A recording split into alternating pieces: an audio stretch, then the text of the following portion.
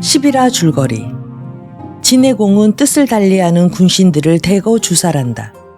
병든 관중은 병상에서 제왕공과 후임을 논하는데 여가 수초 개방 삼융에 대한 경계를 유언으로 남긴다. 흉년 때 곡식을 빌렸던 지인이 진나라의 흉년 때 곡식 내주기를 거부하자 하서 오성도 내주지 않는 진해공의 신이 없음에 분노하여 진목공은 진을 치기로 한다. 두 나라는 용문산에서 싸우는데 진해공은 위기에서 자신을 외면한 경정에게 노하고 진목공은 위험에 처했을 때 뜻하지 않은 더벅머리 군대로 위기를 벗어난다. 결국 진해공은 잡혀가고 나머지 장수들은 토항하는데 목희는 승대에 올라 동생 진해공의 구명을 탄원한다. 진목공은 하서 오성을 획득하고 태자를 볼모로 삼은 뒤 진해공을 복위시키는데 분노한 진해공은 경정을 참한다. 한편 진해공의 암살을 피하여 중이는 타국으로 떠돌며 굶주림에 시달리는데 계자추는 허벅지 살을 베어 국을 끓여 증이에게 먹인다.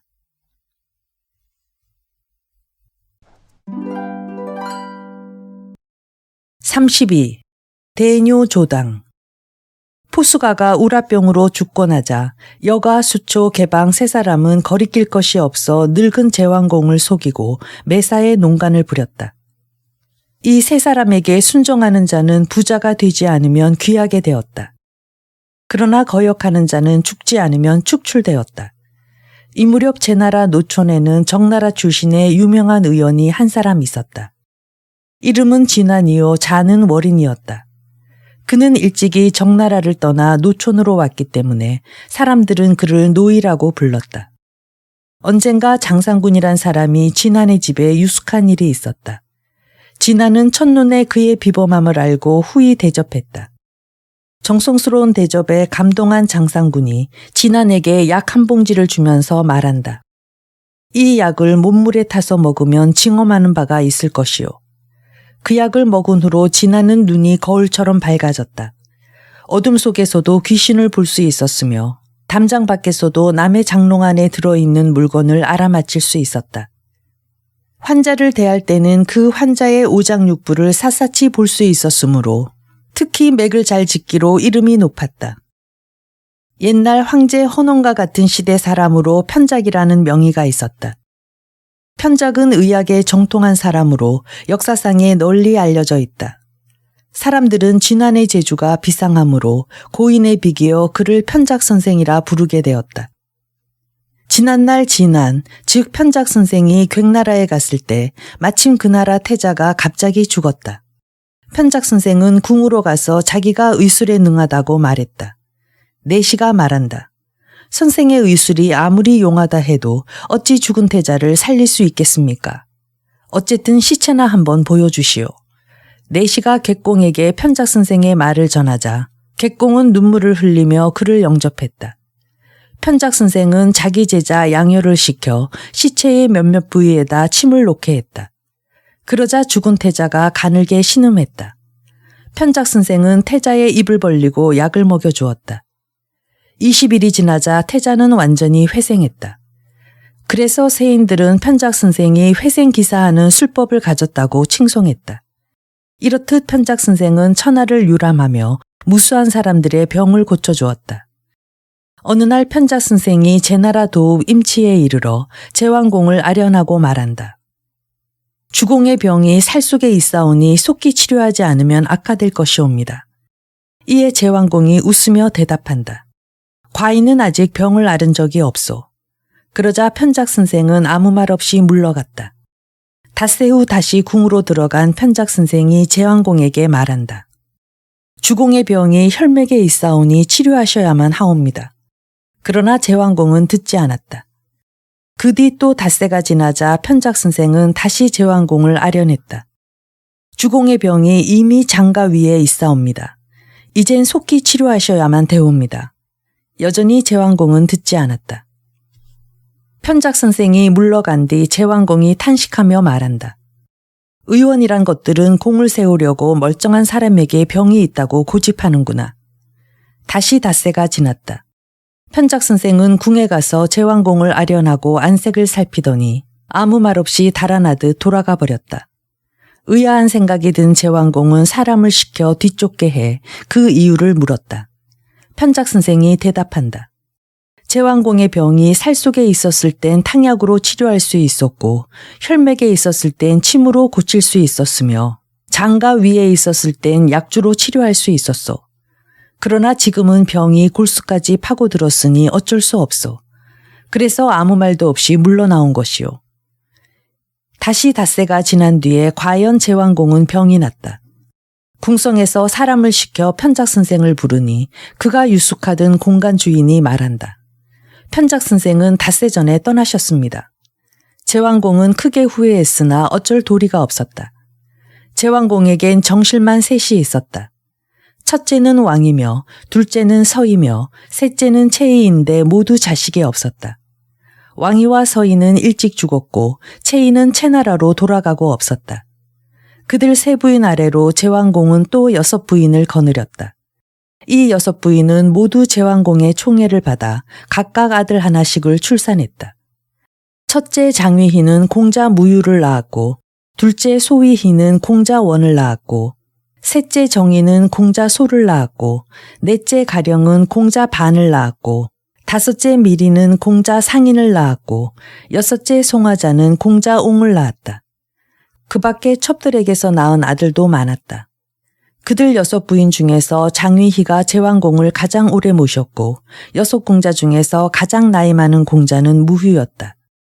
장위희의 신복이었던 여가와 수조는 제왕공에게 여러 차례 공자 무휴를 태자로 삼으라고 했었다. 그 뒤 제왕공은 공자 소의 어진 성품을 사랑하게 되어 관중과 상의한 끝에 제후들이 회합하던 규구 땅에서 송량공에게 공자 소를 잘 돌봐달라고 부탁했고 그를 태자로 삼았다. 한편 위나라 공자로 제나라에 와서 사는 개방은 공자반과 친근한 사이로 그를 태자로 세우기 위해 기회를 노리고 있었다. 또 공자 상인은 남에게 주기를 좋아하는 성품으로 민심을 얻었는데 생모 미리가 제왕공의 총애를 받으니 혹시 군의를 계승할 기회가 올지도 모른다 생각하여 희망을 버리지 못했다. 다만 공자 옥만은 자기 분수나 지킬 뿐 딴 생각이 없었다. 5공자들은 자기 당을 만들어 서로 시기했다.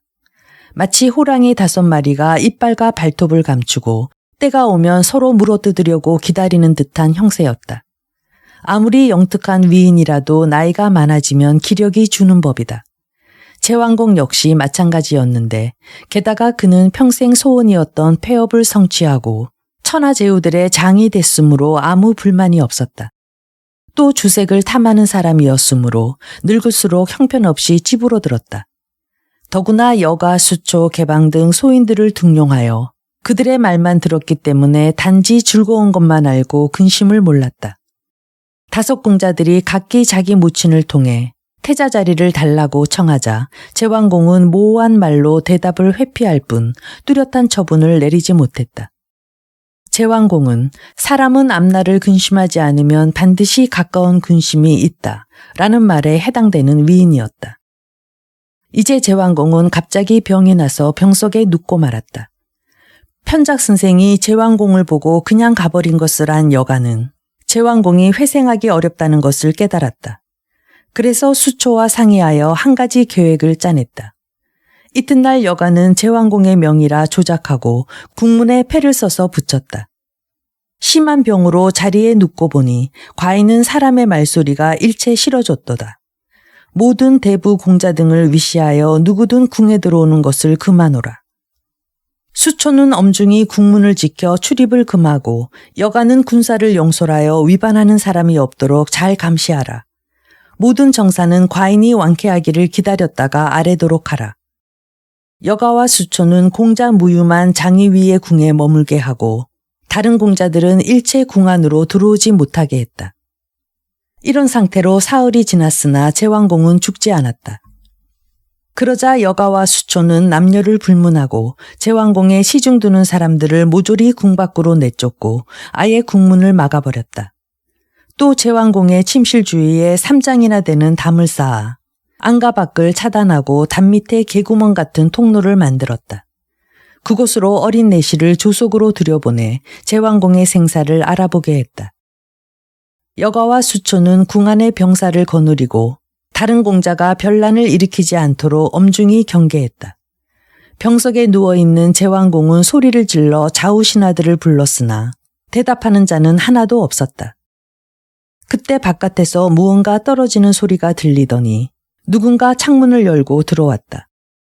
제왕공이 눈을 부릅뜨고 쳐다보니 천첩 아나아였다.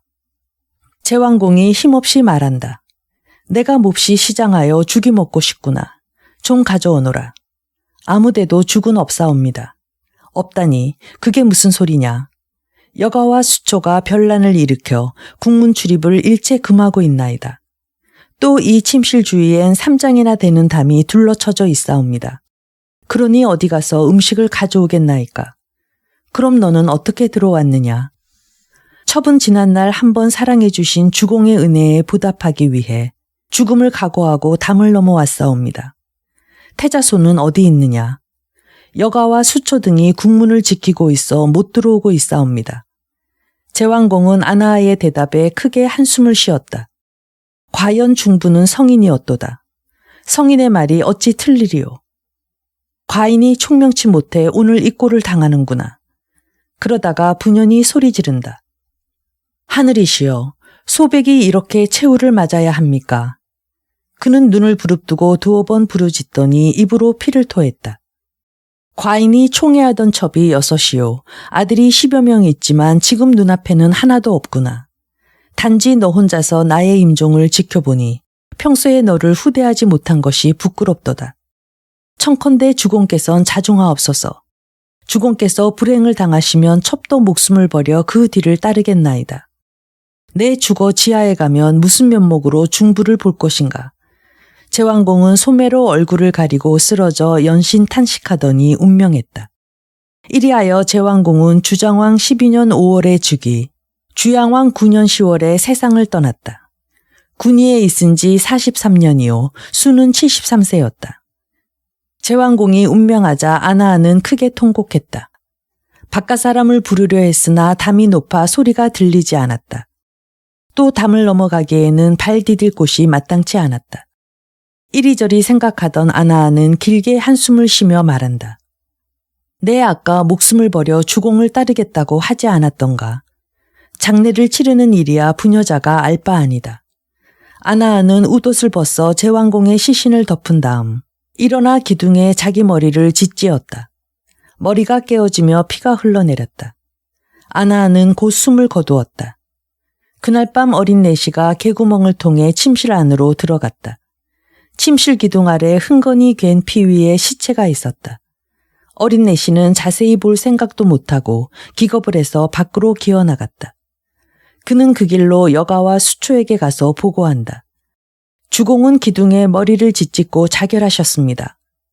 그 말을 믿을 수 없었던 여가와 수초는 곧 군사들을 시켜 담에 큰 구멍을 뚫게 하고 침실로 들어갔다. 그들은 머리를 산발하고 핏두성이가 되어 쓰러져 죽은 여자의 시체를 보고 몹시 놀랐다. 뒤따라온 내시 중 하나가 시체를 자세히 보고 아나아라고 말했다. 제왕공은 침상 위에 고요히 누워 있었다. 언제 운명했는지 분간할 수조차 없었다. 수초는 여가와 함께 발상할 일을 상의했다. 여가가 말한다. 조급하게 굴지 마오. 먼저 공자 무휴부터 군위에 세운 다음 발상합시다. 그래야만 다툼이 벌어지지 않을 것이오. 두 사람은 곧 장유희의 궁에 가서 은밀히 고한다. 주공께서 세상을 떠났습니다. 형제간에도 차례가 있으므로 맞이인 공자 무휴가 군위를 계승해야 마땅합니다. 그런데 지난날 송군께서 공자소를 태자로 세우고 송우에게 장차 잘 돌봐달라고 여러 번 부탁한 일이 있어 모든 신하들이 그것을 알고 있습니다. 그러니 지금 주공이 세상을 떠났다고 공표하면 그들은 태자를 군위에 올리려 할 것입니다. 신등은 군사를 거느리고 가서 우선 태자부터 죽이고 공자 무휴를 군위에 모시겠습니다. 장희희가 대답한다. 부녀자인 내가 어찌 세상 일을 알 수 있겠소. 매사를 그대들에게 맡기겠소. 장희희가 말을 마치자마자 여가와 수초는 군사를 이끌고 태자 소를 잡으러 동궁으로 쳐들어갔다. 그날 밤 태자소는 홀로 등불을 밝히고 앉아 부친을 문병하지 못함을 고민하고 있었다. 그런데 갑자기 정신이 몽롱해지며 밖에서 한 부인이 들어왔다. 지금 큰 화가 닥쳐오니 태자는 즉시 몸을 피하십시오. 첩은 아나아인데 성군의 명을 받고 알리러 왔습니다.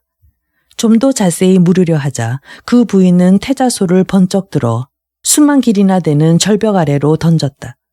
태자소는 비명을 지르다가 놀랐겠다. 사방이 고요하고 부인은 온데간데가 없었다. 심상치 않은 꿈이라 생각한 태자는 급히 종자를 불러 등불을 들게 하고 뒷문으로 나갔다. 그는 그 길로 상경 고호의 집에 가서 황급히 대문을 두드렸다. 고호는 태자를 맞아들이면서 갑자기 방문한 이유를 물었다.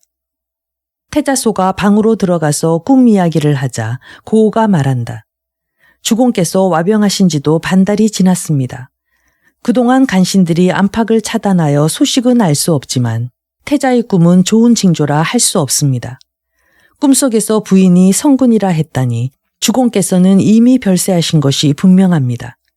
그러니 태자께서는 잠시 국경 밖으로 몸을 피하시어 재앙을 막으십시오. 국경 밖이라면 어디가 안전하겠소. 일찍이 주공께서 송우에게 태자를 부탁한 일이 있으니 송나라로 가시면 반드시 도와줄 것입니다. 그러나 이 몸은 나라를 지켜야 하기 때문에 태자와 동행할 처지가 못 됩니다. 부하 중에 채요란 자가 동문을 지키는 책임자로 있습니다. 곧 사람을 보내 성문을 열도록 하겠으니 태자는 이 밤 안에 빠져나가십시오. 이 말이 채 끝나기도 전에 아랫사람이 들어와 궁중 군사들이 동궁을 포위했다는 급보를 전했다. 이 말에 얼굴이 흑빛이 된 태자소는 즉시 평복으로 갈아입고 고호의 신복을 따라 동문으로 갔다. 고호의 신복으로부터 쪽지를 받아 읽은 채요는 곧 성문을 열었다. 태자소가 초라한 행색으로 막 성문을 나서는데 채요가 간청한다. 주공의 생존 여부는 아직 알 수 없습니다만 제가 사사로이 성문을 열어 태자를 내보낸 죄는 면할 수 없습니다. 만일 버리지 않으신다면 태자와 함께 송나라로 가고 싶습니다.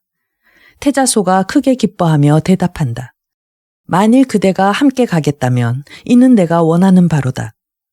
채요는 즉시 태자소를 수레 위에 태운 다음 말고삐를 잡고 송나라를 향해 떠났다. 한편 여가와 수초는 군사를 거느리고 동궁을 포위한 뒤 샅샅이 수색했으나 태자소의 행방은 묘연했다. 어느새 사경이 넘었다. 여가가 수초에게 말한다.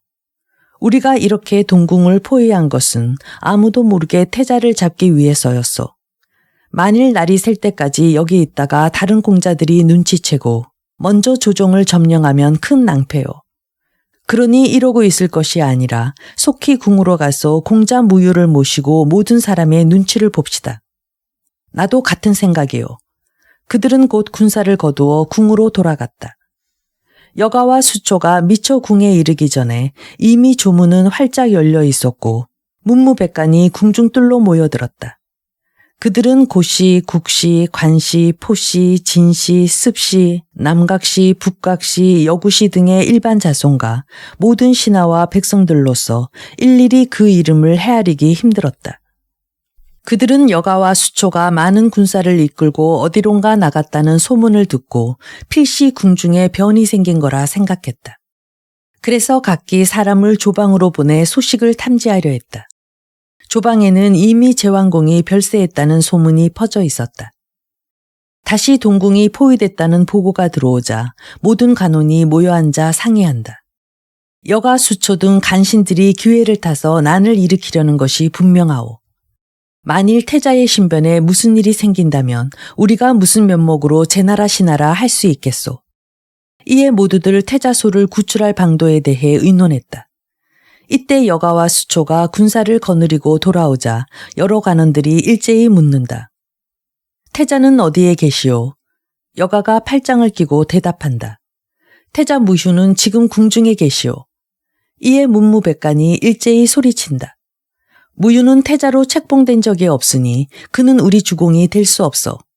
어서 태자소를 모셔다 군위에 세우시오. 그러자 수초가 칼을 뽑아 들고 말한다.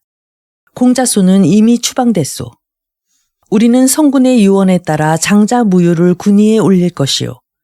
만일 따르지 않는 자는 이 칼로 목을 베겠소이다. 모든 간원들이 흥분하여 마구 욕설을 퍼붓는다. 너희 간신들이 농간을 부려 무휴를 군위에 세운다면 우리는 맹세코 신하 노릇을 하지 않겠다. 간원 중에서 대부 간평이 앞으로 나서며 말한다. 저 두 간신부터 때려 죽여 화근을 없애고 난 후에 다시 앞일을 의논합시다.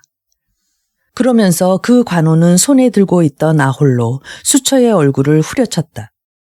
수초는 다시 날아오는 간평의 아홀을 칼로 막았다. 이에 모든 관원은 한꺼번에 수초에게 달려들었다. 여가가 크게 꾸짖는다. 너희 군사들은 왜 가만히 있느냐? 빨리 저놈들을 무찔러라. 그 명에 따라 수백 명의 군사들은 일제히 관원에게 달려들었다. 무기가 없는 관원들은 군사들의 상대가 못 되었다. 얼마 안 되어 관원들의 10분의 3이 난군의 손에 죽었다. 마치 궁중들이 전쟁터가 되고 금난전 앞에 염라대왕이 나타난 꼴이었다. 여가와 수초가 문무백관들을 죽이고 부상당한 자들을 모조리 궁 밖으로 내쫓고 나자 날이 밝았다. 그들은 즉시 공자 무휴를 조종으로 모시고 가서 즉위식을 거행했다. 그러나 새 주공을 칭하하는 사람이라곤 여가와 수초 두 사람뿐이었다. 전상의 무휴는 이 초라한 광경에 분노가 치밀었다. 여가가 무휴에게 아랜다. 아직 대상을 발표하기 전인데 모든 간원이 어찌 새 군우를 영접할 수 있겠사옵니까? 우선 구기중 고호 두 노대신을 입족해 하면 자연 다른 문무백관들도 따라 들어올 것이옵니다. 그런 다음 사람들을 복종시켜야 하나이다. 무휴는 여가의 말에 따라 내시들에게 우경 구기중과 좌경 고호를 불러오라고 분부했다. 이 두 대신은 주천자의 명령을 받고 제나라를 감국하러 와 있는 사람들이었다. 그들은 주왕실에서도 대대로 상경벼슬을 지내던 대신이라 모든 관원들의 공경을 받고 있었다. 그래서 여가와 무휴에게 두 대신을 먼저 부르게 한 것이다. 구기중과 고호는 각기 내시의 정가를 듣고 비로소 제왕공이 별세한 사실을 알았다. 그들은 즉시 관복 대신 상복을 입고 입골했다. 여가와 수초는 미리 나와 기다리고 있다가 두 대신을 황망히 영접했다. 지금 새 군우가 전상에 나와 계시니 두 노대부께서는 새 군우부터 아련하십시오. 두 노대부가 일시에 목소리를 높여 대답한다. 송군의 빈소도 뵙지 않고 먼저 새 군우를 뵙는 것은 예법이 아니오. 성군의 아들이 하나둘이 아니니 노부는 누구를 택해야겠소. 상주로서 몹시 애통해야 하는 자가 있다면 우리는 그 사람을 따르겠소. 이 말에 여가와 수초는 말문이 막혔다. 두 대신은 궁성 중간문 밖에서 하늘을 우러러 제배하고 큰 소리로 통곡한 후 돌아갔다. 무휴가 탄식한다. 대상은 당했고 모든 신하들은 과인에게 복종하지 않으니 이 일을 어찌하면 좋소. 수초가 아랜다. 오늘 일은 마치 범을 잡는 것과 같아 결국 힘 있는 자가 이기나이다. 주공께선 정전에 가만히 앉아 계시옵소서. 신등은 군사들을 늘어세우고 공자들이 입조하기만 하면 무력으로 위협하겠나이다. 무휴는 수초의 말에 따르기로 했다. 장희희도 본궁의 군사를 모두 출동시키고 심지어 내시들까지 무장시켰다. 여가와 수초는 군사를 반으로 나눠 동무서무에 늘어세웠다. 한편 여가와 수초가 무휴를 군위에 세웠다는 소식을 듣고 위나라 공자 개방이 공자 반에게 말한다. 태자손은 어디로 갔는지 행방이 묘연하고 무휴가 군위를 계승하는 마당에 공자라고 군위에 오르지 말라는 법이 어디 있습니까? 이리하여 개방은 공자반을 내세우고 집안 하인들과 친분 있는 선비들을 무장시켜 우전뜰에 배치했다. 그 무렵 미리의 소생인 공자상인이 소위희의 소생인 공자원과 상의한다. 우리도 성군의 혈육이니 이 강산을 나눠 가질 권리가 있소. 지금 공자반이 우전을 점령했다 하니 우리는 좌전을 차지하여 그들과 대항합시다. 태자소가 돌아오면 자리를 양보할 것이나 만일 오지 않는다면 제 나라를 넷으로 나눠 똑같이 가져야 하오. 그들 역시 집안 무사와 평소 문화에 양성했던 선비들을 불러 군대를 편성했다. 그리고 공자원은 좌전에 공자상인은 조문에 각각 진을 치고 서로 긴밀한 연락을 취했다. 여가와 수초는 새 공자들의 무력을 두려워하여 정존을 굳게 지켰다. 새 공자들 역시 여가와 수초의 힘을 두려워하여 각기 군영을 지키며 대치했다. 한 궁성 안에서 적국을 이룬 채 서로 겨루고 있는 판국이었다. 궁중엔 오가는 사람도 없었다. 이때 유독 공자 옥만이 형제들의 싸움에 끼어들지 않고 진나라로 달아났다. 이에 진목공은 공자옹을 영접하고 그에게 대부벼슬을 내렸다. 태자소가 어디론가 도망가고 없었기 때문에 주인을 잃은 격인 문무백관들은 두문불출하고 궁에 가지 않았다.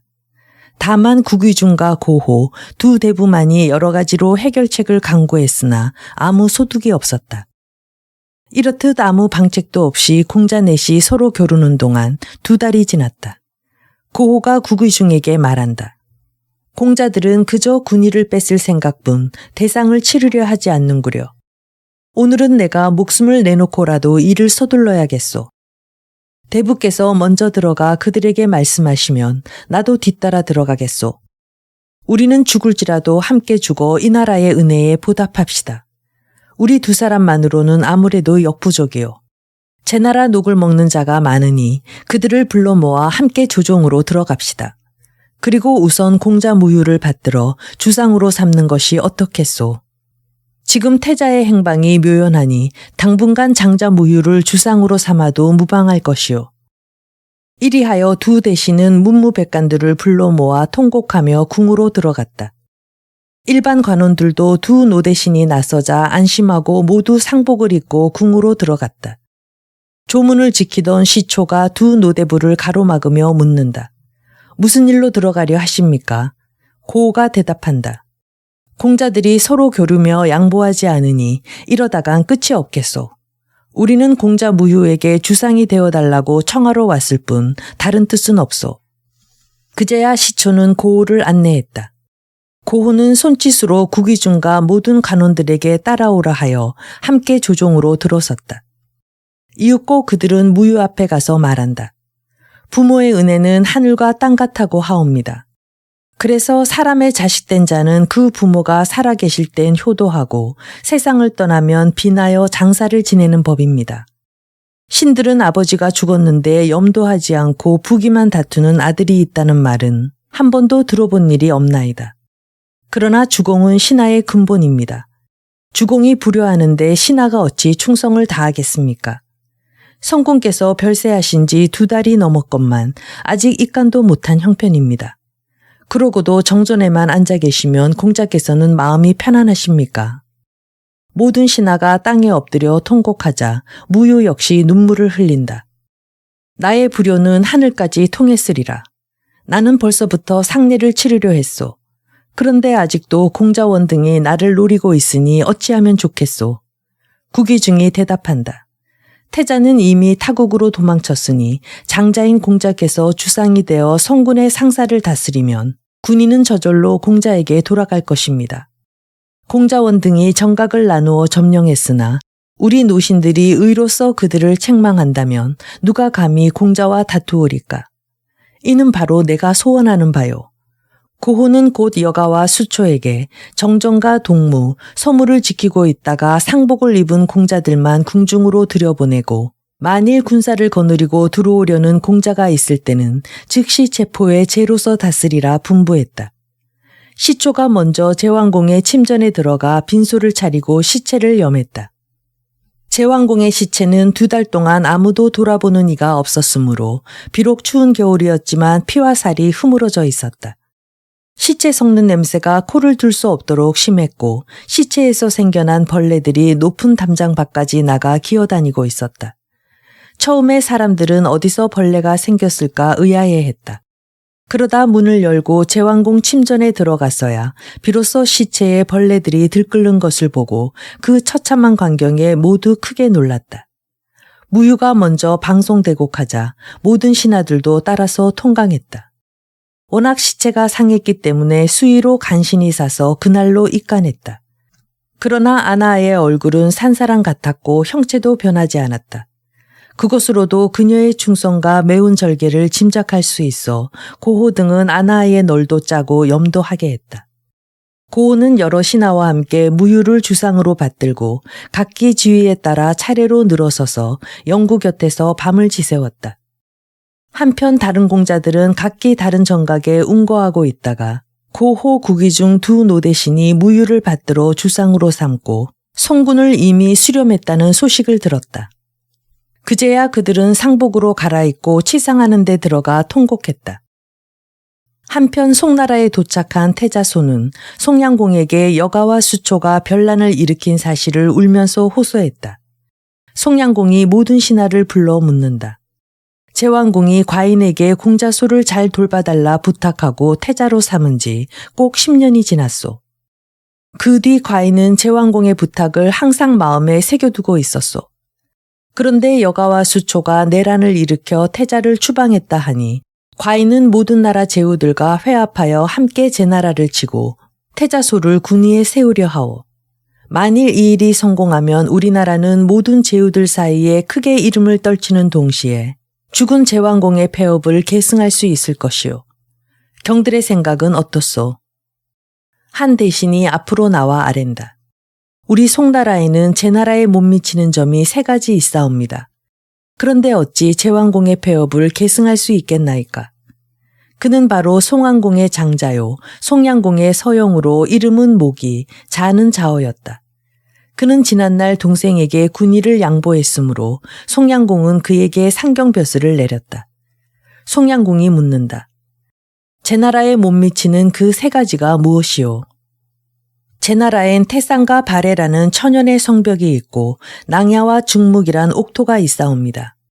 그러나 우리는 나라가 작고 토질도 박하며 군사도 적고 양식도 넉넉지 못하니 이것이 제나라에 못 미치는 한 가지 이유이옵니다.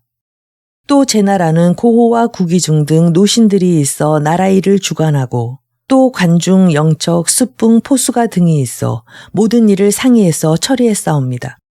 그러나 우리는 문무가 갖춰져 있지 않고 어진 사람이 등용되지 않으니 그것이 또 2번째 이유이옵니다. 또 제왕공은 북으로 산흉을 쳤을 때 유아가 나타나 길을 알려줬고 교회에서 사냥할 때 위사가 형체를 나타냈사옵니다. 그러나 우리나라는 금년 정월에 5개의 별이 땅에 떨어져 모두 돌로 변했으며 2월엔 큰 바람이 불어 커다란 백로 6마리가 날아갔으니 이는 전진보다 후퇴하는 징조이옵니다. 이것이 우리가 제나라에 못 미치는 3번째 이유이옵니다. 지금 우리는 스스로를 보존하기도 힘겨운 판에 어찌 남의 일까지 돌볼 수 있겠나이까. 그러나 송량공은 그 말을 들으려 하지 않았다. 과인은 인애를 근본으로 삼는 사람이요. 외로운 사람을 돕지 않으면 인이 아니며 남의 부탁을 받고도 실행하지 않으면 의라 할 수 없소. 마침내 송량공은 태자소를 위해 내년 정월에 모여달라는 내용의 경문을 모든 나라로 보냈다. 이 경문을 받고 위나라 대부 영속이 위문공에게 아랜다. 군인은 적자가 계승하는 것이 예법이지만 적자가 없는 경우에 마땅히 장자가 계승해야 하옵니다. 제왕공의 장자 무휴는 지난날 우리나라를 위해 쌓은 공로가 있으니 실로 우리의 은인이옵니다. 하오니 주공께선 참석하지 마옵소서. 위문공이 대답한다. 소가 제나라 태자인 것은 세상이 모두 아는 일이오. 지난날 무휴가 우리를 도와준 것은 사사로운 은혜이며 태자소를 군위에 세우는 일은 천하에 공인된 의요. 어찌 사사로운 은혜 때문에 천하의 의리를 저버릴 수 있겠소. 한편 그 경문은 노나라에도 전해졌는데 그것을 보고 노의공이 중얼거린다. 제왕공은 태자소의 앞날을 송나라에 부탁했지 과인에게 부탁한 것은 아니다. 과인은 오로지 장유유서만 따를 뿐이다. 만약 송나라가 무유를 친다면 과인은 무유를 원조하리라. 주양왕 3년 제나라 공자 무유 원년 3월에 송량공은 친히 위나라, 조나라, 주나라 세 나라의 군대와 함께 태자소를 내세워 제나라로 쳐들어갔다. 이에 중대부로서 사마가 되어 병권을 쥐고 있던 여가는 쳐들어오는 적을 막기 위해 군사를 영솔하고 성을 나갔다. 수초는 성 안에 머물러 있으면서 전방의 뒤를 대기로 했다. 또 고호와 구기중은 성지를 지켰다. 고호가 구기중에게 말한다. 우리가 무휴를 군위에 세운 것은 우선 성군의 장례를 치르기 위해서였지 결코 주공으로 섬기기 위한 것은 아니었소. 지금 태자께서 송나라 원조를 받아 쳐들어오니 이치로 따져도 저쪽이 옳고 세력을 비교해도 저쪽이 강하오. 더구나 여가와 수초는 지난날 문무백관을 마구 죽이고 권세를 잡은 다음에는 나라를 어지럽혔소. 그들은 앞으로도 제 나라의 화근이 될 것이니 이번 기회에 아주 없애버리면 어떻겠소. 그런 다음 태자를 맞이해 주공으로 받들면 다른 공자들도 쓸데없는 욕심을 버릴 것이며 따라서 제 나라는 태산같이 안정될 것이요. 여가는 군사를 거느리고 교회에 나가고 없으나 수초는 성 안에 있으니 그에게 의논할 일이 있다 핑계하고 불러들여 죽여버립시다. 그 후에 백관을 거느리고 태자를 맞아 군위에 세우면 여가도 달리 어쩔 수가 없을 것이요. 참으로 좋은 계책이요. 이리하여 두 노대신은 성루의 신복 장사들을 매복시켰다. 한편 두 노대신이 보낸 심부름꾼이 수초의 집에 이르러 말한다. 중대사가 발생했으니 속히 오시라는 분부입니다. 이 말이야말로 맹호를 잡는 함정이요 고기를 깨는 미끼였다. 33. 송공벌제. 여가가 군사를 인솔하고 성을 나가자 고호는 그 틈을 타서 미리 성루의 장사들을 매복시킨 다음 사람을 보내 수초를 불렀다. 수초는 의심 없이 가슴을 펴고 앙연한 태도로 성루로 올라왔다. 고호는 성루에 술상을 마련하고 수초를 대접했다. 술이 서너 순배 돌자 고호가 입을 연다. 지금 송량공이 제후들과 규합하여 대병을 일으켜 태자소와 함께 우리 제나라로 쳐들어오는 모양인데 어떻게 막으면 좋겠소? 수초가 대답한다. 이미 여가가 군사를 이끌고 성 밖으로 나갔으니 좀 기다려 봅시다. 고호가 말한다. 그들로는 아무래도 중가부적이지 않소. 내 생각으로는 그대의 힘을 빌어 이 난간을 헤쳐나갔으면 하오. 수초가 말한다. 제게 무슨 능력이 있겠습니까? 하지만 노대부가 시키는 대로 기꺼이 따르겠습니다. 고호가 고개를 끄덕이며 말한다. 그대의 머리를 빌어 그것으로 송군에게 사죄해야겠소.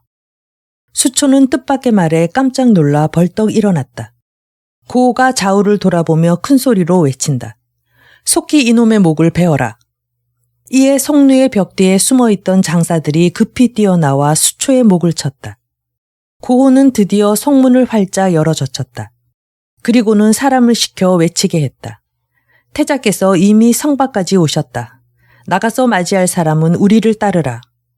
원래 진나라 사람들은 여가와 수초를 미워했다. 그런 만큼 무유도 싫어했다. 고호가 태자를 영접하러 간다는 말을 들은 백성들은 모두 팔을 걷어붙이고 기꺼이 뛰어나갔다. 이때 구귀중은 입조하여 무유에게 상주한다. 민심이 태자에게 기울어져 그를 영접하기 위해 백성들이 모두 성 밖으로 뛰어나가 싸웁니다. 하오니 주공께서는 속히 이 자리를 피하십시오. 무유가 묻는다. 여가와 수초는 어디 있소? 구귀중이 대답한다. 성 밖으로 나간 여가의 승패는 아직 알 수 없으나 수초는 이미 백성들의 칼에 맞아 죽었나이다. 무유가 크게 노하여 부르짖는다. 백성들이 수초를 죽였다면 그대는 사전에 그 일을 알고 있었을 것이 아니오. 그런데 왜 막지 않았소? 무유가 좌우를 돌아보자 구귀중은 그가 사람을 불러 자기를 체포하려 한다는 것을 알고 바삐 국문을 향해 달아났다. 무유는 넷이 수십 명을 거느리고 작은 수레에 탄 다음 분연히 칼을 들고 명을 내린다. 장정들을 모아 무기를 내주어라. 과인이 친히 나가 적을 맞아 싸우리라. 그러나 내시들이 거리로 나가 큰 소리로 외치며 장정들을 모았지만 한 사람도 무유를 따르겠다고 호응하는 자가 없었다. 무유를 원수로 삼고 있는 집안은 고시, 국시, 관시, 포시, 영시, 진시, 안시, 동각시, 남각시, 북각시, 공손시, 여구시 등이었다. 이러한 관원집 자제들은 당초부터 무유를 좋아하지도 따르지도 않았다. 가장이 여가와 수초에게 살해당한 위 유가족들은 모두 무유에게 원한을 품고 있었던 것이다. 이들은 송량공이 태자소를 옹립하여 제나라로 쳐들어온다는 소문을 들었고 여가가 송군을 맞서 싸우러 나간 것도 알고 있었다. 그들은 여가가 싸움에 지기를 은근히 바라면서도 한편으로는 송군의 공격으로 피해를 입을까 은근히 걱정하기도 했다. 그들은 이런 상반된 감정의 틈바구니에서 괴로워하다가 고호가 수초를 죽이고 태자를 영접하러 나간다는 소문을 듣고서야 비로소 안도의 한숨을 쉬었다. 이제야 하늘의 눈이 열렸도다. 그들은 태자가 어디까지 왔는지 알아보기 위해 각기 적당한 무기를 갖추고 동문을 향해 나아갔다. 그들이 동문 가까이에 이르자 때마침 무유가 수레를 탄 채 오고 있었다. 무리 중 한 사람이 무유가 타고 오는 수레 앞으로 달려가자 모든 사람들이 일제히 무기를 뽑아들고 소리 지르며 뒤따랐다. 그들은 곧 무유를 에워쌌다. 수레를 호위하던 내시들이 고함친다. 주공이 여기 계신다. 무례하게 행동하지 말라. 누가 우리의 주공이란 말이냐. 사람들은 즉시 무기를 지켜들고 닥치는 대로 내시들을 쳐 죽였다. 이에 무휴는 급히 수레에서 뛰어내려 도망치기 시작했다. 그러나 곧 몰려든 사람들에게 붙잡혀 무참히 죽음을 당했다. 동문 일대는 많은 사람들이 몰려들어 인산인해를 이루었다. 구기중은 백성들을 위로하며 해산할 것을 호소했다. 이윽고 사람들이 돌아가자 구기중은 피투성이가 되어 죽어있는 무유의 시체를 별관으로 옮겨 염하게 하는 한편 한 장수에게 급히 고호에게 가서 이 사실을 알리라고 분부했다. 한편 여가는 동간에서 머물며 송군과 대치하고 있었다. 그날 밤이었다. 갑자기 군중이 소란해지더니 한 군사가 허둥지둥 달려와 여가에게 보고한다. 주공과 수초가 죽음을 당했답니다. 게다가 고호가 백성들을 거느리고 태자소를 영접하러 나오는 중이라 합니다. 이런 판국에 우리들이라고 사세를 거스를 수는 없습니다. 우리도 태자를 영접해야겠습니다. 군사들의 변심을 알아차린 여가는 밤을 도와 신복부와 몇 명만 거느리고 노나라로 달아났다. 이튿날 날이 밝자 고호는 동간에 도착하여 여가가 거느리던 군사들을 위로하고 설득했다. 그리고 급히 교회로 나가 태자소를 영접하는 한편 송나라, 조나라, 위나라, 주나라의 강화를 청했다. 이미 목적을 달성한 네 나라는 각기 철군하여 본국으로 돌아갔다. 고호는 태자소를 모시고 임치성 밖으로 나가 잠시 공간에 머물게 했다. 그리고 구귀중에게 사람을 보내 법가를 갖추게 했으며 또 문무백관으로 하여금 태자를 영접하러 나오게 했다. 한편 공자원과 공자반은 태자소가 온다는 소식을 듣고 공자 상인과 약조하여 셋이서 만났다. 공자원과 공자반은 공자 상인에게 함께 성곽 밖으로 나가 태자를 영접하자고 했다. 그러자 공자 상인이 흥분하여 외친다. 무슨 말씀이요? 우리는 나라 안에 머물면서 부군의 장사를 치렀소. 그러나 소는 고급조차 하지 않고 나라 밖으로 달아난 사람이요. 이제는 송군의 위력을 빌어 우리 제나라를 뺏으려 하지만 이는 이치에 맞지 않는 행동이요. 다행히 제후들의 군사가 다 본국으로 돌아갔다 하니 우리는 각기 가병을 이끌고 무유의 원수를 갚는다는 뚜렷한 명분을 내세워 소를 죽여버립시다. 그런 다음 대신들의 공론에 따라 우리 셋 중에서 한 사람이 군의를 계승하는 것이요. 그래야만 송나라로부터 절제받는 것도 면하게 되고 성군의 맹주된 뜻도 되살릴 수 있지 않겠소. 공자원이 말한다. 그렇다면 일단 궁중명령을 받들어서 거사함이 명분상 위로올 것이요. 세 사람은 즉시 궁으로 들어가서 장위에게 계책을 말했다. 장위가 울면서 대답한다. 그대들이 무휴를 위해 복수해 준다면 나는 지금 죽어도 여한이 없겠소. 세 사람은 즉시 무휴의 신복이었던 사람들과 각자의 가병을 불러 모아 태자소를 물리치기로 했다. 수초의 신복들도 주인의 원수를 갚겠다며 세 공자와 합세했다. 그들은 도읍 임치의 각 성문을 점령하고 기세를 울렸다. 구기중은 그 세 공자의 일당이 너무 많음을 두려워하여 부문을 굳게 닫고 움직이지 않았다. 고호가 태자소에게 아랜다.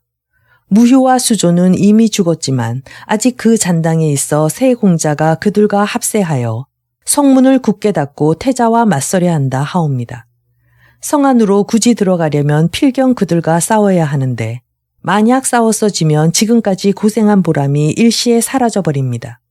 그러니 다시 송나라에 가서 구원을 청하는 것이 상책인가 하옵니다. 태자소가 대답한다.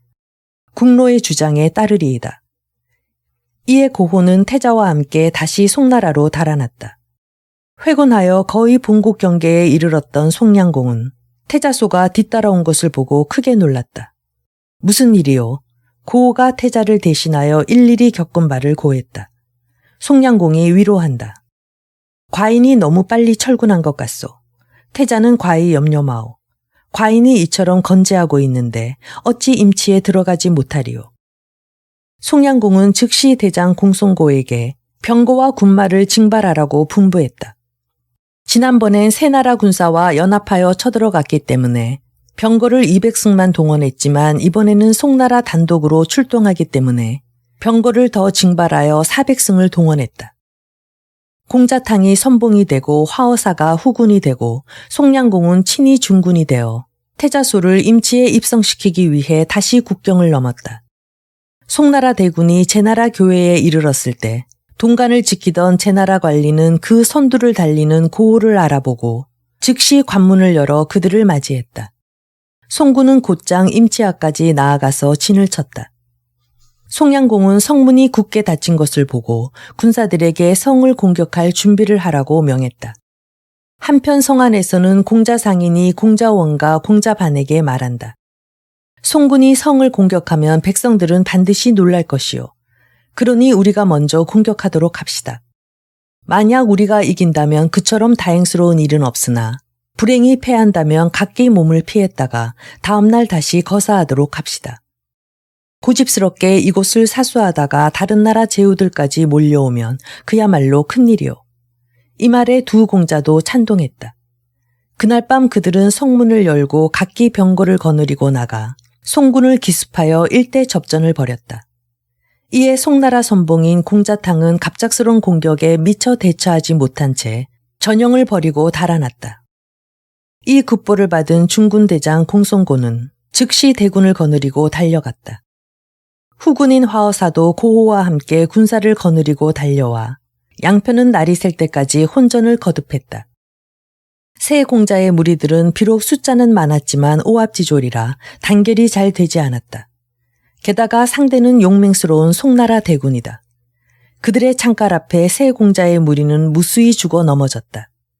공자원은 태자소가 입국하는 날엔 화를 면하기 어려우리라 생각하여 신복 몇 명과 함께 위나라로 달아났다. 공자반과 공자상인은 패잔병들을 이끌고 성을 향해 달아났다.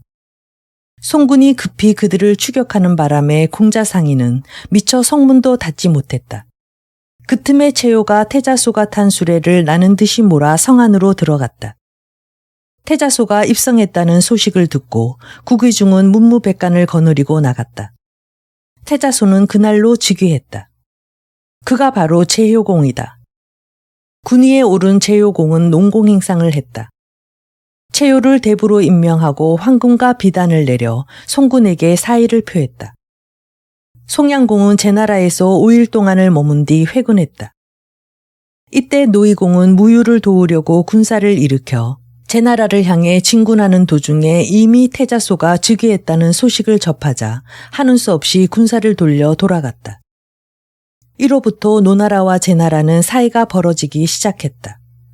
한편 공자반과 공자상인은 서로 상의한 뒤 태자의 입성을 방해한 주모자는 바로 공자원이라고 주장했다.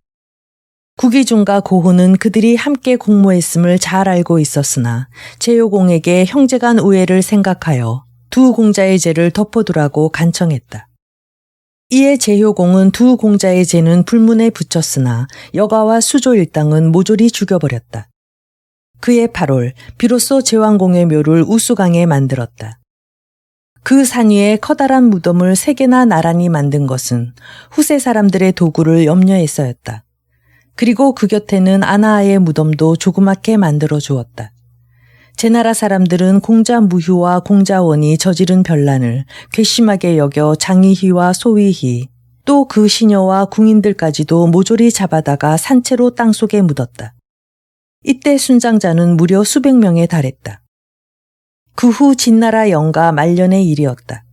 천하가 크게 혼란했던 그 당시에 마을 사람들이 제왕공의 무덤을 도굴했다. 그런데 무덤으로 들어가는 앞부분에 수은의 연못이 있어 한기가 풍겼기 때문에 쉽게 들어가지 못했다. 며칠이 지나 간신히 한기가 가시자 사람들은 맹견을 앞세우고 무덤 안으로 들어갔다. 그 무덤에서 나온 것으로는 금잠이 수십 마리요, 주유, 옥가, 비단, 군기 등 이루 헤아릴 수가 없었다. 그리고 무덤 속에는 발에 걸려 다닐 수 없을 정도로 무수한 해골이 널려 있었다. 물론 그것은 순장당한 사람들의 해골이었다. 그것으로 미루어 당시 제요공이 부친인 제왕공의 장사를 얼마나 성대히 거행했던가 능히 짐작할 수 있다. 그러나 그것이 무슨 소용이 있겠는가. 송양공은 제나라를 치고 태자소를 군위에 오르게 한 것을 천하의 큰 공이라도 세운 것처럼 생각하고 있었다. 그래서 그는 제왕공이 맡았던 맹주 자리를 노리고 제후들을 모두 소집하리라 생각했다. 그러나 부른다고 대국의 제후들이 고분고분 따라올 리 없었으므로 우선 등나라, 조나라, 주나라, 증나라 등 소국의 사신을 보내 조나라 남쪽에서 회맹을 갖는다고 통지했다. 그러나 통제한 날짜에 회맹에 참가한 것은 조나라와 주나라 뿐이었다. 뒤늦게 등나라 영제가 회장에 도착하자 잔뜩 화가 나 있던 송양공은 그를 별관에 잡아 가두었다. 이 소식을 들은 증나라 군우는 깜짝 놀라 약속 날짜보다 이틀 늦게 회맹에 참석했다. 과인이 의명을 즐겨 제의했건만 증과 같은 소국이 이틀씩이나 늦게 도착했으니 이를 엄히 다스리지 않는다면 어찌 우리 송나라의 위신을 세울 수 있으리요. 송양공의 말에 공자탕이 나아가 아랜다. 일찍이 제왕공이 맹주로서 남정북벌할 때 오직 동이만이 정복하지 않았나이다. 주공께서 중국의 위험을 떨치시려면 먼저 동이부터 복종케 하소서. 그렇게 하려면 반드시 증나라 군우가 필요하옵니다. 송양공이 묻는다. 증공을 못에 쓴단 말이오. 공자탕이 대답한다. 수수에는 수신이 있사온데 비와 바람을 마음대로 일으킨다 하옵니다. 그래서 동이의 백성들은 그곳에 사당을 짓고 계절이 바뀔 때마다 어김없이 제사를 지내고 있사옵니다. 주공께서는 증나라 군우를 이 제사의 희생으로 바치시옵소서. 그러면 수신이 주공께 복을 내릴 것이옵니다. 게다가 동이 백성들은 제후를 죽여 제사를 지낸 주공을 칭송함과 동시에 두려워하여 복종할 것이옵니다. 그런 다음 동이의 힘을 빌어 모든 나라 제후를 치면 주공께서는 폐업을 성취할 수 있나이다. 상경벼슬에 있는 공자 모기가 공자탕의 말에 반박한다. 안 될 말이오. 예부터 작은 일에 큰 짐승을 쓰지 않는 것은 생명을 소중히 여기는 소이요. 하물며 인명에 있어서야 말에 무엇하리요. 사람을 잡아 제사를 지낸다고 신이 감동하여 복을 내릴 것 같소. 또한 나라에서 정기적으로 올리는 제사는 종백이 맡아서 하고 있지 않소. 왜 우리가 남의 사당에 제사를 지낸단 말이오. 수수의 하시는 한낱 요기에 불과하오. 모기가 이번에는 송양공을 향해 말한다. 오랑캐 동이가 모시는 귀신을 주공이 숭상한다면 주공은 결코 오랑캐를 제압하지 못하옵니다. 또한 천하에 그 누가 오랑캐 사당에 제사 지내는 주공께 복종하겠나이까. 제왕공은 지난 40년 동안 위급한 나라는 도와주고 망하는 나라는 구해준 덕에 맹주가 된 것이옵니다. 그런데 주공은 처음 회맹을 갖자마자 제후를 죽여서 요기에게 아첨한다면 제후들은 주공을 두려워할 망정 결코 복종하지는 않을 것이옵니다. 공자탕이 말한다. 모기는 주공께서 의도하는 폐업이 제왕공의 경우와 다르다는 것을 모르고 하는 말이옵니다. 제왕공은 모든 나라 제후를 통제하기까지 20여 년이 걸린 연후에야 회맹에서 맹주로 추대되었나이다. 대체로 패권을 잡으려면 덕을 베풀어야 하지만 급히 잡으려면 위력을 쓰는 수밖에 없습니다. 그런즉 우선 패권을 천천히 잡을 것인가 빨리 잡을 것인가 하는 것부터 결정해야 하옵니다. 오랑캐 풍속을 따라야 그들의 의심을 사지 않을 것이며 또 모든 나라 제후를 위력으로 대하지 않으면 도리어 그들의 놀림감이 될 것이옵니다. 안으로 얕잡아 보이고 밖으로 의심을 받는다면 어찌 폐업을 성취할 수 있겠나이까. 옛날 주무왕은 주왕의 머리를 베어 태백기에 걸어 천하를 얻었나이다. 이는 제후가 천자를 죽이고 큰 뜻을 이룬 일례이옵니다.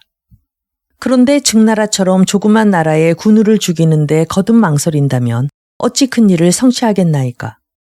송양공은 하루속히 패권을 잡고 모든 나라 제후를 손아귀에 놓고 싶어 마음이 조급했다. 그리하여 모기의 간원을 물리치고 탕의 말을 쫓았다. 마침내 송양공은 주문공으로 하여금 즉나라 군주를 펄펄 끓는 가마솥에 잡아넣고 삶게 했다. 송양공은 수수의 신에게 제사 지낼 희생으로 즉나라 군주를 삶아놓고 동의의 군장에게 사람을 보내 수수에서 만나 함께 제사 지내자는 뜻을 전했다. 그러나 동의는 이 제사에 참석하려 하지 않았다. 한편 송나라 별관에 갇힌 득나라 군주 영제는 즉나라 군주의 참변 소식을 듣고 몹시 두려워했다. 그래서 사람을 시켜 송양공에게 많은 뇌물을 바치고 풀어줄 것을 간청했다. 많은 뇌물에 마음이 움직인 송양공은 득나라 군주를 석방해 주었다. 조나라 대부 희부기가 조공공에게 말한다.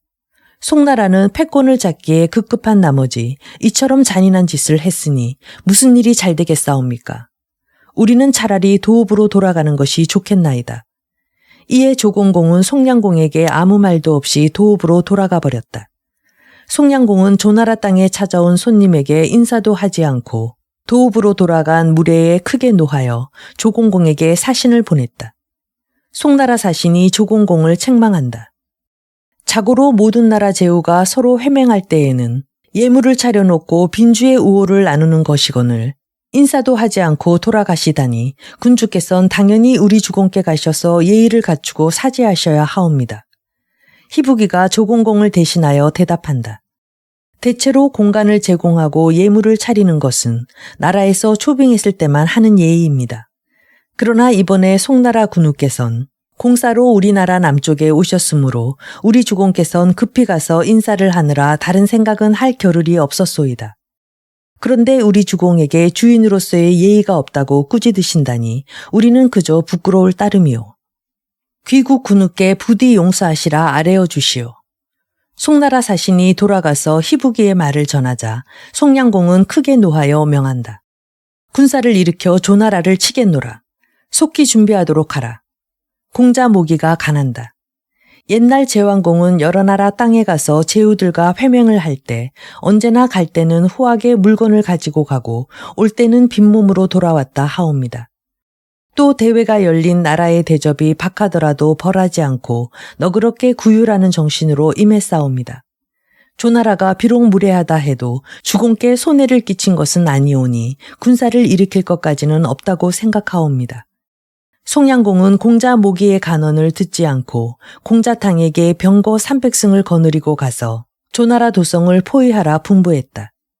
조나라 희부기는 방비를 튼튼히 하여 공자탕과 3개월을 대치했다. 끝내 공자탕은 승리를 거두지 못했다.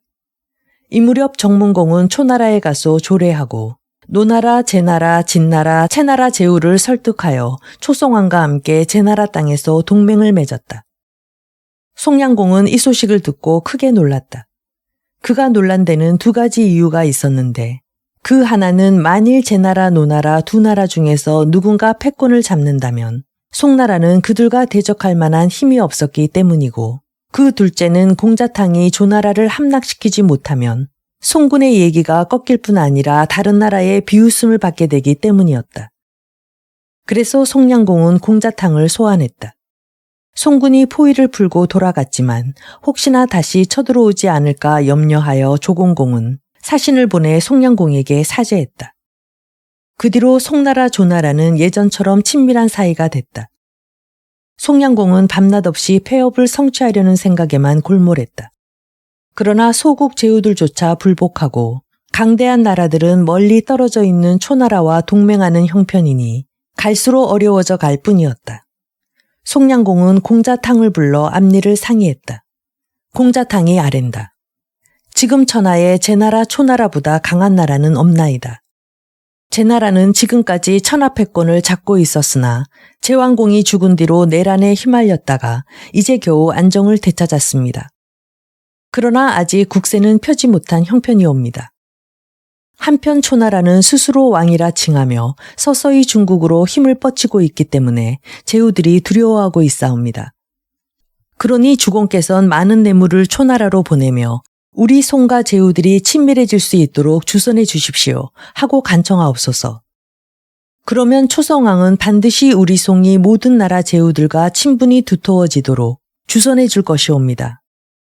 즉 우선 초나라 힘으로 제후들을 모은 뒤에 다시 제후들의 힘을 빌어 초나라를 누른다면 폐업을 성취할 수 있을 것이옵니다. 공자모기가 간한다. 초나라가 애써 모은 제후들을 우리에게 양보할 리 있겠습니까? 이러다가 큰 싸움이 벌어질까 두렵사옵니다. 송량공은 공자모기의 말은 아예 들으려 하지도 않았다. 이윽고 공자탕은 송량공의 명을 받들어 많은 뇌물을 수레에 싣고 초나라에 갔다. 초성왕이 공자탕에게 무슨 일로 왔느냐고 물었다. 공자탕이 모든 나라 제후들과 친분을 맺도록 주선해달라고 간청하자 초성왕은 이듬해 봄 녹상 땅에서 회맹할 것을 허락하였다. 공자탕은 즉시 귀국하여 송량공에게 이 사실을 보고했다. 송량공이 말한다. 녹상은 제나라 땅이니 제나라 군우에게 알리지 않을 수 없도다. 송량공은 다시 공자탕을 제나라로 보내 송나라 초나라의 회맹을 녹상에서 갖게 되었음을 알리고 제후에게 참석해달라고 청했다. 제효공은 이를 승낙했다. 이때가 송량공 11년, 주양왕 12년이었다. 이듬해 정월이 되자 송량공은 녹상 땅으로 가서 맹단을 쌓고 제효공과 초성왕이 도착하기를 기다렸다. 2월 초순에 제효공이 녹상 땅에 왔다. 송량공은 자신이 제효공을 제나라 군위에 올려준 일을 내세워 매우 교만스럽게 행동했다. 제효공은 송량공의 은혜에 감사하며 주인으로서의 예를 다했다. 그로부터 20여일이 지나자 초성왕이 왔다. 송나라 제나라 군우는 초성왕을 접견할 때 주왕실 벼슬의 순으로 자리를 청했다. 초성왕은 비록 스스로 왕호를 쓰고 있었으나 주왕실의 벼슬은 자작에 불과했다. 그래서 송량공이 맨 윗자리를 차지하고 제효공이 그 다음 자리를 차지하고 초성왕에겐 맨 끝자리를 내줬다. 기일이 되자 그들은 함께 맹단으로 올라갔다. 송량공은 맹주로 자처하여 먼저 소 귀를 잘라 피를 받았다. 그는 이미 패권을 잡은 맹주처럼 행세하며 조금도 사양하거나 겸양하는 기색이 없었다. 이에 초성왕은 불쾌했지만 억지로 참고 소의 피를 입술에 발라 맹세를 마쳤다. 송량공이 두 손을 마주잡고 말한다. 과인이 선왕의 뒤를 이어 왕가의 벼슬을 받은 뒤 비록 덕과 힘은 모자라지만 크게 회맹을 갖고 천하에 이바지해야겠다고 늘 생각하고 있었습니다. 이제 두 군우의 위세에 힘입어 금년 8월에 천하 제후들을 과인의 나라 욱땅에 모아놓고 유사일에 가장 규모가 큰 회맹을 개최할 생각입니다. 모든 준비는 과인이 맡아 하겠으니 두 군우는 아무쪼록 과인을 도와 되도록 많은 제후들을 모아 함께 참석해 주십시오. 제효공이 말한다. 평소 군우의 은혜를 감사히 생각하고 있으나 외로운 과인에게 무슨 힘이 있겠습니까? 제효공이 초성왕에게 모든 책임을 미루자 초성왕 또한 사양하며 책임 있는 말을 안 했다. 이에 송량공이 말한다. 두 군우께서 만약 과인을 저버리지 않으신다면 이곳에 서명해 주십시오. 송량공은 회맹 취지를 쓴 독을 초성왕 앞으로 먼저 내밀며 청했다. 이 처사에 제효공은 심히 못마땅했다. 초성왕이 독을 훑어보니 모든 나라 제후들을 모아 회맹을 갖되 지난날 제왕공이 개최했던 의상지휘를 본받으려 하니 무기와 병기를 갖지 말고 참석해달라는 내용이었다. 그리고 서명란 맨 첫 줄에 이미 송량공의 서명이 되어 있었다. 초성왕이 이를 보고 속으로 비웃으며 묻는다. 송우께서 친히 모든 나라 제후들에게 회맹에 참석하라 분부하실 일이지 어찌 과인에게 부탁하십니까? 송량공이 대답한다. 정나라 허나라는 오랫동안 군우의 그늘 밑에 있었으며 진나라 제나라는 얼마 전 군우와 제나라 땅에서 동맹을 맺지 않았습니까? 군우의 힘을 빌어야만 그들이 두말 않고 회맹에 참석할 것인즉 부디 과인을 도와주십시오. 그렇다면 제후께서 먼저 서명하십시오. 과인은 그 다음 줄에 서명하리이다. 제효공이 사양한다. 과인은 송나라의 그늘 아래에 있는 것이나 다름없는 몸이니 사양하겠습니다. 초성왕은 크게 웃으며 독에다 서명한 다음 제효공에게 붓을 줬다. 그러나 제효공은 붓을 받지 않았다. 초나라가 이미 서명했으니 제나라는 서명할 필요도 없습니다. 과인은 몇 번 죽을 고비를 넘기면서 간신히 사직을 보존했습니다. 지금 회명에 참가한 것만도 영광인데 어찌 이 독을 더럽혀 서명까지 하겠습니까? 제효공은 끝내 서명하지 않았다. 그는 송양공이 먼저 초송왕에게 서명을 청하는 것을 보고 송이 초나라를 중시하고 제나라를 경멸함을 알았다. 그래서 안 입고 온 생각에 굳이 사양하며 서명하지 않았던 것이다. 송양공은 내 덕분에 군위에 올랐으니 저토록 겸양하는 것도 무리는 아니다. 라고 생각하며 더 권하지 않았다. 새나라 군우는 녹상에서 며칠을 머문 뒤 서로 작별하고 각기 본국으로 돌아갔다. 초성왕은 귀국하자마자 영윤벼슬에 있는 자문을 불러 녹상 땅에 다녀온 경과를 들려주었다. 자문이 말한다. 송우는 미친 사람이옵니다.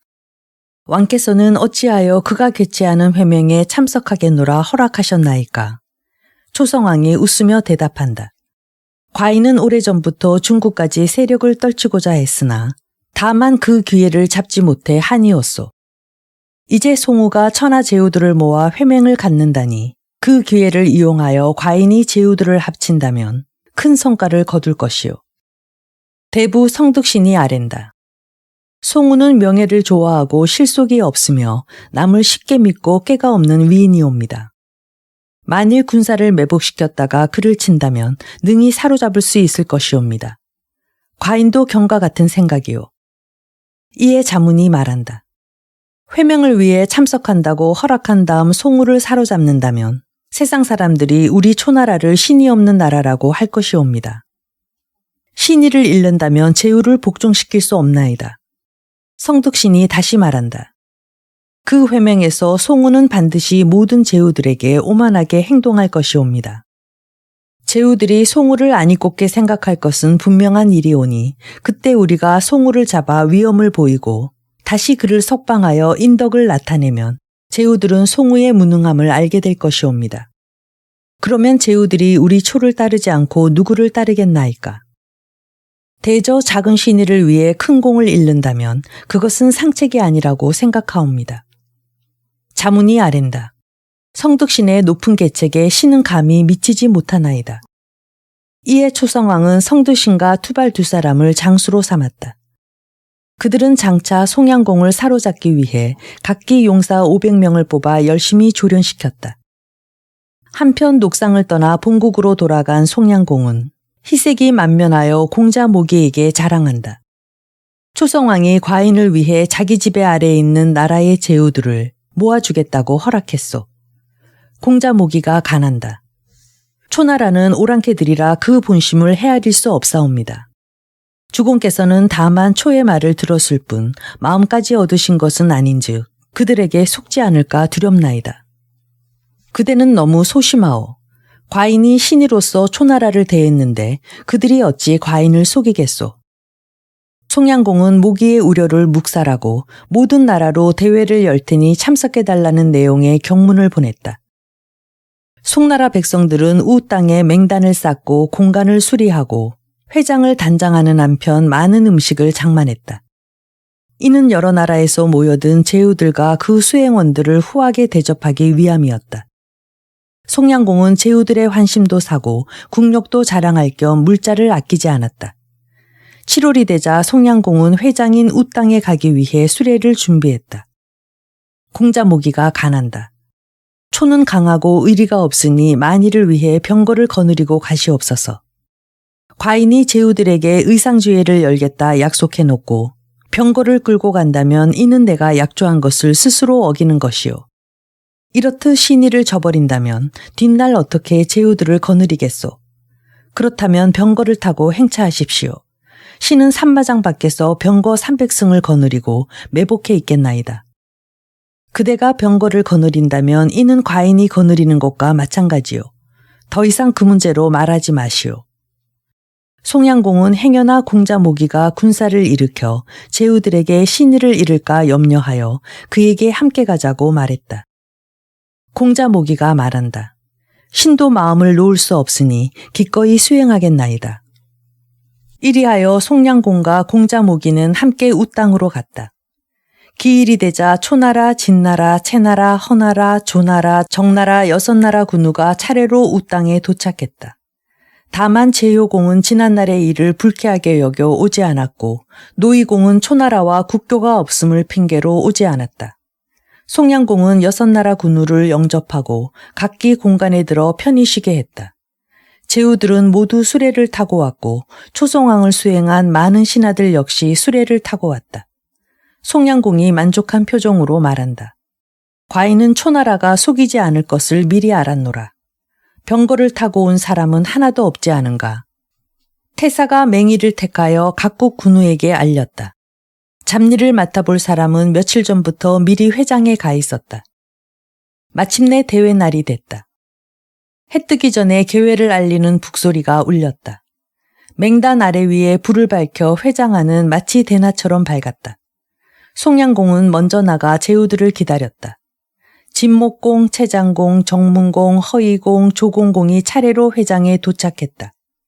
사방은 엄숙하고 지죽은 듯 조용했다. 동쪽 하늘이 밝아올 무렵 초성왕이 회장으로 들어왔다. 군우들이 다 모이자 송량공은 주인의 예를 행하여 그들에게 한번 읍했다. 군우들이 일제히 일어나 좌우로 늘어서서 양쪽 계단을 밟고 올라갈 차례였다. 오른쪽 계단은 빈객으로 온 군우들이 올라가는 곳이었다. 제후들은 감히 먼저 올라가지 못했다. 초송왕이 먼저 오른쪽 계단을 밟고 올라서자 성득신과 투발 두 장수가 그 뒤에 바짝 붙어 서서 따라 올라갔다. 다른 제후들도 각기 거느리고 온 신하들을 대동하고 올라갔다. 송량공과 공자모기는 주인이 사용하는 왼쪽 계단을 밟고 단상으로 올라갔다. 단상에 희생을 놓고 그 피를 찍어 각기 입술에 바르고 하늘에 맹세한 뒤 서명하고 맹주를 추대하고 서로 인사를 나누면 회맹은 끝나는 것이다. 송량공은 초송왕만 쳐다보고 있었다. 초송왕이 모든 제후에게 송량공을 맹주로 추대하자고 말할 차례였던 것이다. 그러나 초송왕은 송량공이 기다리는 것을 뻔히 알면서도 말없이 고개를 숙이고 있었다. 모든 군우들은 서로 상대편 얼굴만 쳐다볼 뿐 아무도 먼저 발설하지 않았다. 송량공이 기다리다 못해 헛기침을 한 번 하고 거만스럽게 말한다. 오늘의 회맹은 과인이 백주 제왕공의 업적을 물려받아 주왕을 높이고 백성을 편안케 하고 싸움을 없애 군대를 쉬게 하고 천하와 더불어 태평을 누리기 위해 연 것이요. 모든 군우께서는 어찌 생각하시오? 모든 군우는 아무 말도 하지 않았다. 초송왕이 몸을 앞으로 내밀며 묻는다. 참 좋은 말씀이요. 그럼 누가 맹주가 되어야겠소? 송량공이 대답한다. 공이 있으면 공로로 따지고 공이 없으면 주왕실의 벼슬로 논하면 돼요. 그것이 가장 공평한 방법이요. 초송왕이 지체 없이 말한다. 과인이 왕이라 칭한 지도 오래요. 송후께서 비록 상공이라고는 하나 왕 앞에 서기도 어려운 벼슬이요. 그렇다면 과인이 왕으로서 모든 일을 맡겠소. 말을 마친 초송왕은 거침없이 맨 윗자리로 가서 섰다. 이때 공자모기가 송량공의 소매를 슬쩍 잡아당겼다. 화가 나더라도 참으라는 뜻이었다. 그러나 송량공은 자신이 맹주가 될 것으로 확신하고 있다가 가장 중요한 시기에 일이 어긋나고 보니 화가 치밀어 얼굴이 흑빛으로 변했다. 송량공이 언성을 높여 초송왕에게 말한다. 과인은 선대의 공운으로 상공이 됐고 천자도 과인을 대할 때면 빈객에 대한 예로서 깍듯이 맞이하고 있어. 군우는 주왕실에서 내린 벼슬을 함부로 버리고 스스로 왕이라 칭한 것이요. 어떻게 가짜 왕이 진짜 상공 벼슬을 논할 수 있소? 초송왕이 대답한다. 그대 말처럼 과인이 가짜 왕이라면 무엇 때문에 과인을 이곳까지 오게 했소? 그대가 이곳에 온 것은 일찍이 녹상의 회에서 의논된 바라 과인이 부질없이 약속한 것은 아니오. 성득신이 옆에서 소리친다. 이 일은 이곳에 오신 제후들에게 물어보면 알 수 있소. 제후들은 우리 초를 위해 오셨소? 아니면 송을 위해 오셨소? 본시 초나라의 위세를 두려워하여 참석한 모든 나라 제후들이 일제히 대답한다. 우리는 초나라 명령을 받고 감히 오지 않을 수 없었소. 이에 초송왕이 크게 소리내어 웃으며 말한다. 송우는 아직도 할 말이 남았거든 어서 해보시오. 사태는 송량공에게 불리했다. 송량공은 제후들이 자기 편이 되어주리라 믿었으나 그들은 송량공을 위해 사리를 밝히려는 기색조차 없었다. 송량공은 어서 이곳을 벗어나는 것이 상책이라 여겼다. 그러나 자신의 신변을 보호해줄 군사가 한 명도 없어 주저하고 있을 때 성득신과 투발이 예복을 훌훌 벗었다. 그들은 속에 갑옷을 입고 있었다. 그들은 각기 허리에서 조그만 붉은 길을 꺼내 단 아래를 내려다보며 흔들었다. 계획적으로 따라온 만큼 초송왕의 신하는 수천 명에 이르렀다. 겉옷을 벗어던지자 그들은 모두 갑옷 입은 군사로 바뀌었다. 그들은 손에 무기를 쥐고 쏜살같이 단상으로 올라왔다. 이에 모든 나라 군우들은 혼비백산하여 벌벌 떨었다. 성득씨는 송량공을 꼭 붙들고 있고 투발은 군사를 지휘하여 단상에 늘어놓은 옥백과 기명을 약탈했다. 일반 집사들은 각기 뿔뿔이 흩어져 달아났다. 송량공이 공자모기에게 작은 소리로 말한다. 그대의 말을 듣지 않아 이런 꼴을 당하는구려.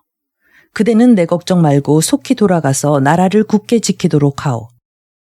공자모기는 송량공 곁에 있어봤자 아무 소용없는 것을 알고 소란한 틈을 타서 회장을 빠져나왔다. 34. 가인 실중.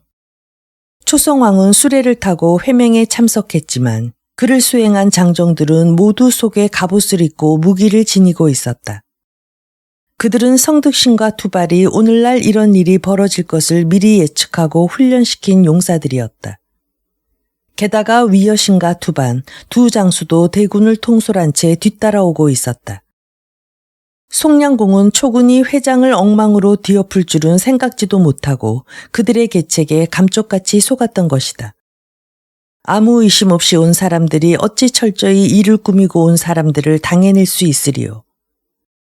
송량공은 빠져나갈 구멍도 없이 초송왕에게 붙잡힌 몸이 됐다. 초군은 공간에 준비해 놓은 음식과 창고에 있는 양곡을 모조리 약탈했다. 진나라, 채나라, 정나라, 허나라, 조나라 등 5나라 제후들은 그저 두려워할 뿐 감히 말 한마디 못했다. 초송왕은 5나라 제후들을 공간으로 불러 그 제후들 앞에서 송량공을 책망한다. 그대는 6가지 죄를 범했도다. 첫째는 상중인 제나라를 쳐서 마음대로 남의 나라 군우의 패립을 단행한 것이며 둘째는 등나라 군우가 이틀 늦게 회합에 참석했다고 잡아가두어 온갖 욕을 보인 것이며 셋째는 증나라 군우를 죽여 짐승 대신 요기에게 제사를 지낸 것이요. 넷째는 조나라가 비록 주인으로서의 예를 다하지 못했다 하나 약한 조나라 도성을 포위하여 강압한 것이며 다섯째는 망해가는 나라들을 거느리고 덕과 역량도 없는 주제에 백업을 달성하려 한 것이며 여섯째는 과인에게 제후들을 모아달라 청하고 나서도 스스로 잘난 척 뽐내며 겸양할 줄 모른 죄로다. 하늘이 과인을 도와 그대로 하여금 이 회합에 오게 했으니 과인은 이제 병거 1,000승과 장수 1,000명을 거느리고 그대 나라 수양성을 토벌하여 제나라와 증나라의 원한을 풀어주리라. 제후들은 과인이 송나라를 토벌하고 돌아올 때까지 이곳에 머무르면서 기다리시오. 초송왕은 그로부터 10여일 동안 잔치를 베풀고 각국 제후들과 함께 술을 마시며 즐겼다. 5나라 제후들은 초송왕의 말을 거역하지 못하고 굽신거리며 일일이 복종했다. 송량공은 아무 말도 못하고 눈물만 흘리고 있었다. 초군은 계속해서 모여들었다. 말로는 병거 1,000승이라 했지만 실은 500승 정도밖에 안 됐다. 초송왕은 송량공이 준비해 두었던 음식으로 군사를 실컷 먹인 다음 송량공을 포로로 하여 수양성을 무찌르기 위해 나아갔다. 5나라 제후들은 감히 초송왕의 명을 어기지 못해 우땅에 머무른 채 귀국하지 않았다. 한편 우땅 회맹에서 무사히 도망친 공자모기는 도성으로 돌아가서 사마공손 고에게 송량공이 초송왕에게 붙들린 사정을 말했다. 그리고 곧 초군이 쳐들어올 것이니 속히 군대를 조련하고 파수를 세우라고 지시했다. 공손고가 말한다. 나라에 하루라도 주공이 없으면 안 되니 공자께서 잠시만 섭정하십시오. 그런 후에 상보를 분명히 하고 호령해야만 민심이 안정되고 단합됩니다. 초송왕이 우리 주공을 사로잡고 우리나라를 정벌하니 이는 우리를 꼼짝없이 항복시키려는 수작이요. 그러니 우리가 이렇게 하면 주공께선 반드시 풀려날 것이요. 공자 모기는 공손고의 귀에 입을 대고 한동안 무엇인가 속삭였다. 이윽고 공손고가 머리를 끄덕이며 말한다. 참 좋은 생각입니다. 공자의 말씀대로만 하면 초송왕은 반드시 우리 주공을 놓아줄 것입니다. 다시 공손고가 모든 신하들에게 크게 소리친다. 우리 주공은 다시 돌아오지 못할 것입니다. 그러니 공자 모기를 군위에 모시고 이 어려운 난간을 함께 타개해 나갑시다. 이 말에 공자 모기의 어진 성품을 익히 알고 있던 문무백관들은 모두 찬성했다. 공자 모기는 그날로 태묘에 들어가 고하고 군위에 올라 섭정했다. 그리고 그는 삼군의 명령을 내려 수양성을 빈틈없이 지키게 했다.